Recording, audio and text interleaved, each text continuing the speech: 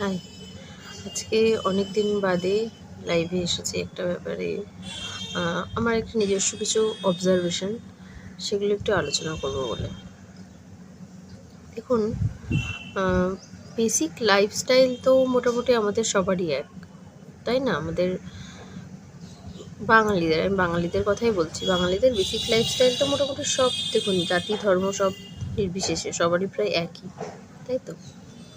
কিন্তু আপনারা যদি কখনো কোনো ধরুন কোনো ক্যান্সার হসপিটালে গেছেন, আমি বাস্তব উদাহরণ দিচ্ছি, হ্যাঁ, এখানে কিন্তু কেউ কোনো নেগেটিভিটি এটা নিয়ে প্রচার করতে আসবেন না। আমি বাস্তব উদাহরণ দিচ্ছি এবং একটা সিরিয়াস টপিক বলছি, একটু একটু খেয়াল করবেন। আপনারা যদি না গিয়ে থাকেন কোনো ক্যান্সার হসপিটালে, যাবেন, যাওয়া যায়, যেতে কোনো বাধা নেই, স্বেচ্ছাসেবী সংস্থাগুলোও অনেকে যায়। আপনি যাবেন, গিয়ে একটু না অবজার্ভ করবেন। নর্মালি আমি একটা উদাহরণ দিচ্ছি, আপনি যদি চিত্তরঞ্জনে যান, ঠিক আছে, চিত্তরঞ্জন হসপিটাল যেটা কলকাতায়, আপনি যাবেন, গিয়ে আপনি দেখবেন যে ওখানে নাম ধরে ধরে পেশেন্টদেরকে ডাকা হয়, ঠিক আছে? তো ওই নাম ধরে ধরে যখন ডাকা হয়, কিছুই না, আপনি জাস্ট নামগুলো অবজার্ভ করবেন, আপনি খেয়াল করবেন যে, আমি এটা কোনো খারাপভাবে বলছি না, আপনি অবজার্ভ করবেন যে প্রায় 60% নাম ওখানে মুসলিমদের, আর 40% আপনি অন্য হিন্দু বা অন্য ধর্মগুলো পাবেন। তো এখানে আমার একটা প্রশ্ন যে, মুসলিমদের মধ্যেই এই রোগটা বেশি হচ্ছে কেন? মানে আমি এটা দেখছিলাম যে হিসাব মতো তো কম হওয়া উচিত ওদের নাম, কিন্তু ওদের নামই বেশি। এটা এটা কিভাবে সম্ভব? বুঝেছেন? মানে বেশিরভাগ, এবং সবই প্রায় স্বাস্থ্যসাথী হোল্ডার। তো বাঙালি মুসলমান ধরে নিতে হবে, এবং এই সংখ্যাটা প্রচুর। মানে আমি 60% কম বললাম, প্রায় 70-75% মুসলিম। এবার আমি তাহলে একটা কথা বলি, বেসিক লাইফস্টাইল আমরা যা করি, আপনারাও তো বাঙালি, এটা মোটামুটি সবাই আমরা একই। তাহলে তফাৎটা আপনাদের ক্ষেত্রে কেন এত বেশি হচ্ছে? মানে এটা কি ডিফারেন্স থাকতে পারে? ডিফারেন্স শুধু এইটুকুই, আমার যেটুকু মনে হয়েছে, যে খাওয়া দাওয়ার প্যাটার্ন আলাদা। আমরা দেখি অবজার্ভ করে যে দেখা যায় বেসিক্যালি হিন্দুরা ভেজিটেরিয়ান বেশি হয়, আর মুসলিমদের ক্ষেত্রে নন ভেজিটেরিয়ানটা বেশি হয়। আমি এখানে কোনো খারাপ কিছু বলছি না, আপনারা ব্যাপারটা বোঝার চেষ্টা করুন। তাহলে হয়তো এটা ভেজ যারা খায় তাদের মধ্যে হয়তো এই রোগটার বিস্তার কম, বা এটা জেনেটিকও হতে পারে, আমার ঠিক জানা নেই ব্যাপারটা কি। জেনেটিক অনেক সময় দেখা যায়, কারণ আমরা দেখেছি যে ব্রেস্ট ক্যান্সার ফ্যামিলিতে কারোর থাকলে তাদের ছেলে মেয়েদের মধ্যে হওয়ার সম্ভাবনা বেশি থাকে, বা জরায়ুর ক্যান্সারটাও তাই, যদি কারোর থাকে তার ছেলে মেয়েদের মধ্যে, সেটা অবশ্যই হতে পারে, সেটা আমার জানা নেই। কিন্তু আমি ইন জেনারেল, এটা আমার অবজারভেশন, আপনারা গেলে আপনারাও দেখতে পাবেন। তাহলে এটা সত্যিই তো একটা প্রশ্ন এসে যায় যে কেন আপনারাই বেশি অসুস্থ হচ্ছেন?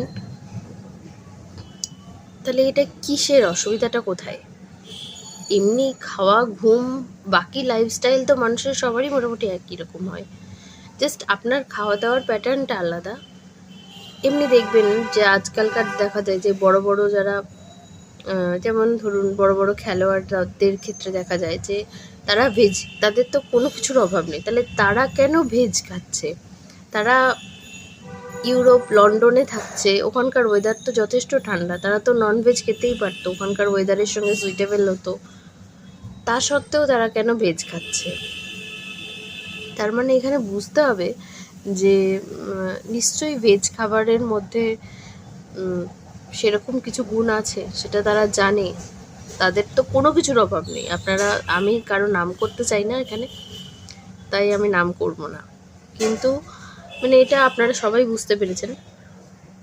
তা আমি বলছি যে দেখা যাচ্ছে এরকম, আপনি এমনকি আমি বলছি, আমি খেয়াল করেছি, আপনারা অবজার্ভ করেছেন কিনা আমি জানি না, আমি দেখেছি মানে প্রচুর, মানে প্রচুর বড়লোক, তাদেরকেও আমি দেখছি যে তারা শুধু হয়তো ফল খায় বা স্যালাড খায়, বা হয়তো সামান্য মাছ সেদ্ধ করে খায়, তো নিশ্চয়ই কোনো কারণ তো আছে। আপনি মাছ মাংস খাবেন না এটা নয় ব্যাপারটা, কিন্তু আমার কাছে কথা নিশ্চয়ই পরিমাণে কম খাওয়ার মধ্যে কিছু তো গুণ আছেই, যে কারণে একটা সিম্পল এখানেই আপনি দেখুন সামান্য বাঙালিদের মধ্যে এতটা ডিফারেন্স দেখা যাচ্ছে। এবার কারণ তো নিশ্চয়ই আছে। আজকাল প্রতিটা ডাক্তার আগেই গেলে বললে আপনারা ওজন কমান, ডায়েট মেনটেন করুন, কিছু তো কারণ আছেই, তাই না?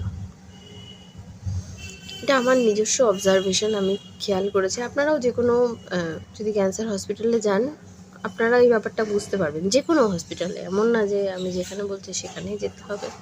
যে কোনো ক্যান্সার হসপিটালে আপনারা যাবেন, এটা আপনাদের একটা নর্মাল অবজারভেশন, আপনারা দেখলেই বুঝতে পারবেন, গেলেই নাম ধরে ধরেই তো ডাকা হয় প্রতিটা জায়গায়, আপনারা বুঝতে পারবেন।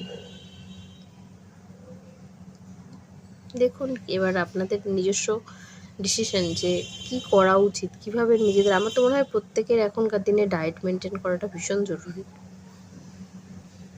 ভেজ ডায়েট হওয়াটা আরও বেশি জরুরি সুস্থ থাকার জন্য। আমার মনে হয় এটা খুব জরুরি, না হলে আর তো কোনো ডিফারেন্স তেমন নেই, বাকি তো সব সেমই।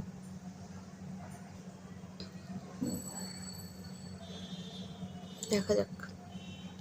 আরেকটা জিনিসও খেয়াল করছিলাম যে হাড়ের সমস্যা বেশি হচ্ছে মেয়েদের ক্ষেত্রে। প্রচুর যাদের মোটামুটি 30-35-এর ওপরে, তাদের হাড়ের সমস্যা অনেক বেশি দেখা যাচ্ছে। ভিটামিন ডি কমে গেছে, ক্যালসিয়াম কমে গেছে, বোন ইনফেকশন হয়ে গেছে। তো এগুলো আমার মনে হয় যে রোদে বসতে হবে, দুপুরবেলায় রোদটা 15-20 মিনিট গায়ে লাগাতে হবে, এগুলো জরুরি। না হলে সুস্থ থাকাটা তো আগে জরুরি, আমি বাকি সব কিছু ছেড়েই দিলাম, আগে তো সুস্থ থাকতে হবে।